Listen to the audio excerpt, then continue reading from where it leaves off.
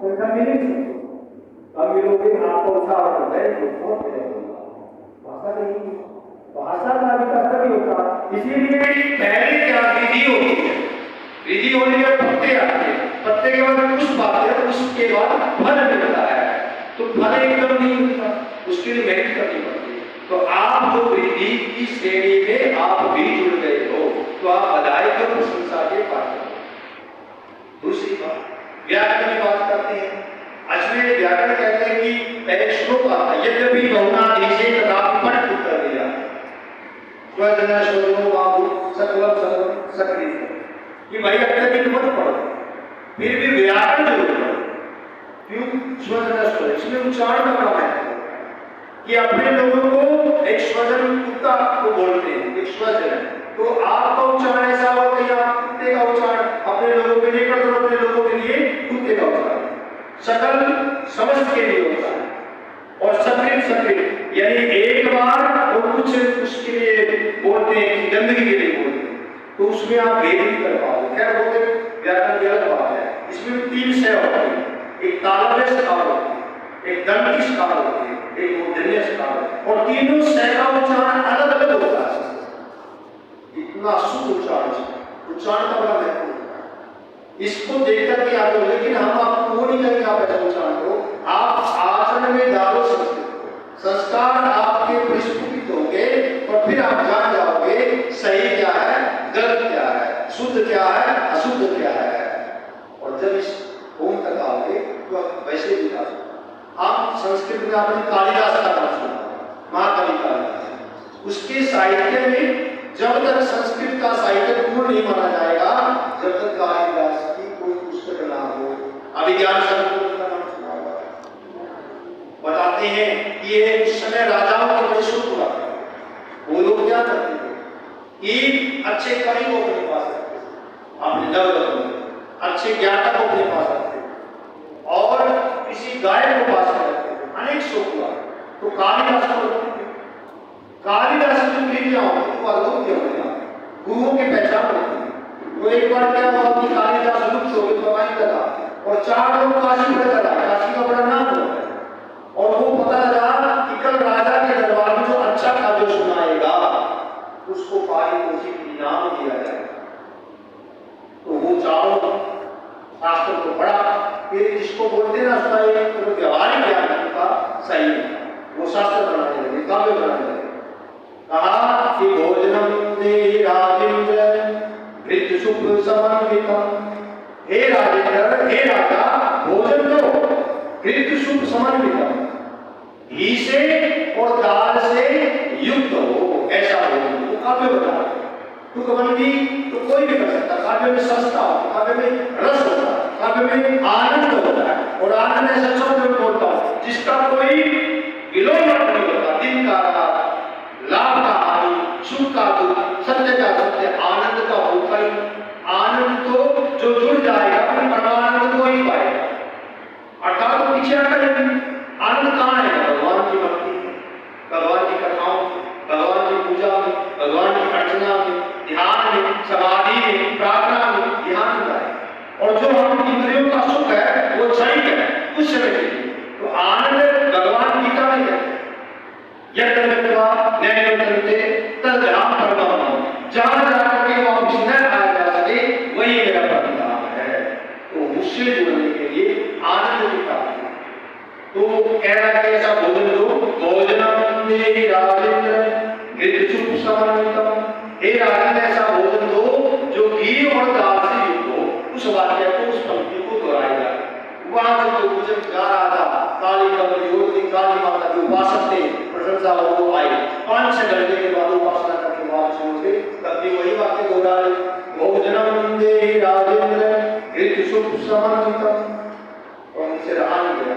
जैसे कोई खिलाड़ी होता है ना, अच्छा खेलता है, और उनके सामने कोई अच्छे ढंग से ना खेले, उनसे रहा नहीं जाएगा, अरे ऐसे खेल लो ना, अच्छा गायक है ना, अच्छा था गाना वाला भी साथ लगा, अरे भाई ऐसे गा लो ना, अच्छा नृत्य करने वाला वैसे ही पता है। तो उनसे रहा नहीं गया, और बाद में आगे बोला माहिषम शरद चंद्र चंद्रिका गौरव नदी।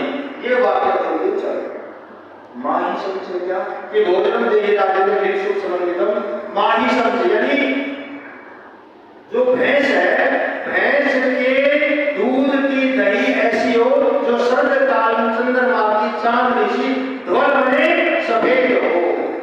करो। वैसे वो पहले बार बात करते वैसे था भोजन दे इलाके में गीत सुन, लेकिन बाकी शब्द है सर्द चंद्र चंद्रिका धवलम दही। दही ऐसी हो, भैंस के दूध की दही ऐसी हो, सर्द काल में चंद्रमा की चांद सी सफेद। ये बोल के चले गए, तुरंत दुकान में फाड़ कंपनी को ले लिया और कल राजा के दरबार में पेश हुए। हाँ जी, और हम भी काबा बनाने गए। आओ भोजनम देहि राजेन्द्र गिरिशुभ समन्वितम माहेशम च शरद चंद्र चंद्रिका धवलम दधि। कविता बताने, अरे भाई इधर आओ जी। ये जो पहले वाली पंक्ति है ये तो लग रहा है आपने बनाई होगी, ये दूसरी वाली पंक्ति किसने बनाई? हमने बनाई, हमने बनाया। झूठ मत बोलो, बताओ दूसरे वाले पंक्ति किसने बनाई? नहीं माने हमने बनाई। उन्हें कहा ये सत्य नहीं पाया तो राजाओं के जो शब्दी काम होते तो हमको कोर्ट कचहरी थोड़ा होता है, सजा देनी कोर्ट में जाओ, उन्हें जो बोल दिया वही बताता था। डर गए वो, ये हमें तो पता नहीं, कोई राहगीर जा रहा था उसने कहा वो समझ गए ये पंक्ति कालिदास की, इसकी है कालिदास। ऐसे कवियों के वाक्यों से पंक्तियों से पहचान होती है। कौन हुआ अब उनको बना उस गुरु के शिष्य हुआ। अरे तो ऐसा संस्कृत काव्य, ऐसी सरसता, ऐसा रस, ऐसा ज्ञान, आनंद की प्राप्ति होती। ये आनंद है, आनंद वो नहीं है कि हमने मिठाई का वाह वाह वाह, लेकिन ये तो क्षणिक सुख है, लेकिन ये आनंद अलग है। इस आनंद को पाने के लिए आप धार्मिक पुस्तकें पढ़े, इसमें रामायण पढ़ो, महाभारत पढ़ो, गीता पढ़ो, श्रीमद् भागवत महापुराण पढ़ो, लेकिन उसको पढ़ने के लिए क्या करें? संस्कृत पढ़े। जिस भाषा के माध्यम से लिखे गए उसका ज्ञान नहीं होगा, उच्चारण का ज्ञान नहीं होगा, पढ़ेंगे कैसे? हमें तो किसी सिखाए। तो यही सब सिखाने के लिए ये सब आयोजन संस्कृत भारती के द्वारा किया गया है। आप धन्य हो और आप सौभाग्यशाली हो। धन्य इसलिए हो कि आप सब निकाले, और सौभाग्यशाली इसलिए हो इस कंठ के आप भी अंग बने। तो ये अद्भुत अपने आप। तो ऐसा अद्भुत योग ये वो भी मंदिर में कई बार तो इसकी पार्क में बैठी जगह और भी कहीं चलने से तो पार्क में ठीक है, भारतीय अपनी आंखों पर आकाश से नीचे जमीन है, खुली हवा, पर जब भगवान के मंदिर में देवालय में तो वैसे इसके पुण्य जो है हजार गुना बढ़ जाते हैं। तो ऐसे पुण्यात्मा आप भी हो रहे हो, तो संस्कृत भाषा को सीख करके आप धन्य हो। और इस भाषा का प्रभाव रुकना नहीं चाहिए। आप पढ़ते रहिए, आप मनन करते रहिए, घर में चर्चा करते रहिए। शिक्षक महोदय का नंबर होगा, इनको बोल के लिए इनको परेशान करिए, ये कैसे लिखा जाएगा, ये कैसे बोला जाएगा, फिर अगले शुरू को फिर करिए, तो इसमें आनंद की प्राप्ति होगी।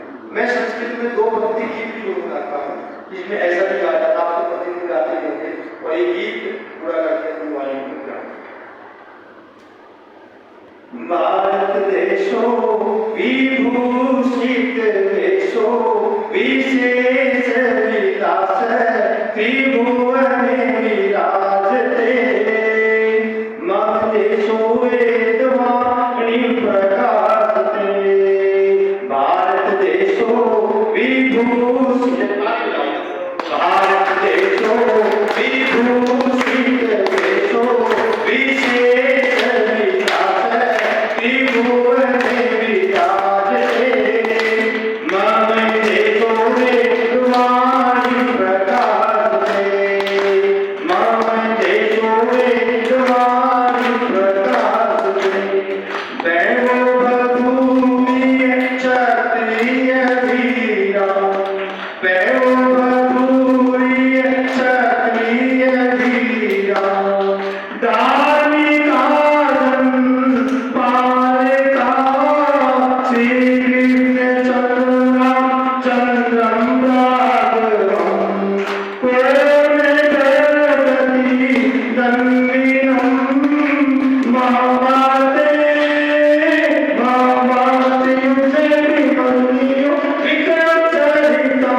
वीर भूमि नमो